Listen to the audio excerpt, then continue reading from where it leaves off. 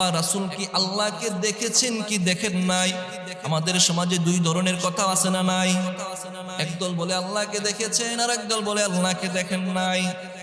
দুটার ব্যাপারে কথা আছে। এবার আসেন নবীজি সাল্লাল্লাহু আলাইহি ওয়াসাল্লাম মেরাজে যে গেলেন, কিছু সমাজের মধ্যে আমাদের কিছু কথা আছে যেই কথাগুলো আমাদের মাঝে প্রচলিত, কিন্তু এই কথাগুলোর কোনো সনদ নাই, কোনো প্রমাণ নাই। এই কথাগুলো আজকে জেনে নেই।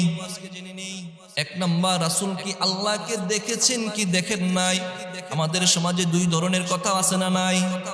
একদল বলে আল্লাহকে দেখেছেন আর একদল বলে আল্লাহকে দেখেন নাই।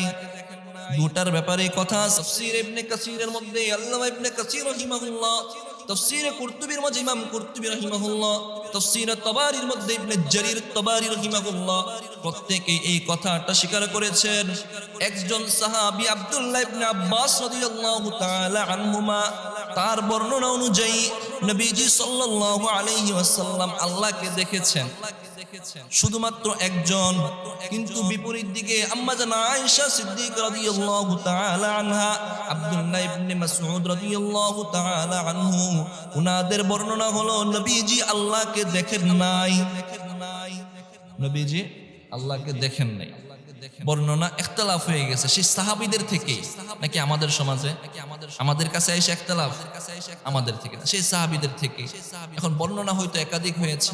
এখন আমাদের এটার ব্যাপারে বিশ্বাস হলো, নবীজি যদি আল্লাহকে দেখে থাকেন এটা নবীজির মর্যাদার ক্ষেত্রে বেশি হবে। যদি না দেখে থাকেন নবীর মর্যাদা কমবে না, নবীর মর্যাদা কমবে না। নবীজিকে আল্লাহ তাআলা জান্নাত দেখাইছেন, জাহান্নাম দেখাইছেন।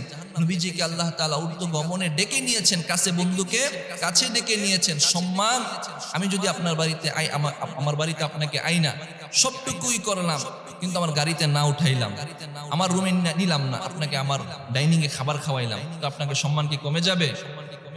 সম্মান যতটুকু দেয়ার আল্লাহ ততটুকুই দিয়েছেন। এই ব্যাপারে আমাদের বিশ্বাস থাকবে। নবীজি ওখানে আল্লাহকে যদি দেখে থাকেন আলহামদুলিল্লাহ, না দেখে থাকলেও আপনার কোনো সমস্যা আছে? দেখেন নাই, আপনার কোন কমে যাবে কোনো কিছু? কোনো কিছুই কমবে না। এই ব্যাপারে বিশ্বাসটা এই অবস্থায় রেখে দিব। এক নাম্বার, আল্লাহকে দেখেছেন কি দেখেন না এই ব্যাপারে ইখতিলাফ আছে, এজন্য এই ব্যাপারে আমরা কথা বলতেও যাব না, সুকুত, চুপ থাকবো। কেউ যদি বলে বলবো ভাই আমি চুপ, আমি এটা বলে শুধুমাত্র কথা বাড়াতে যাব না।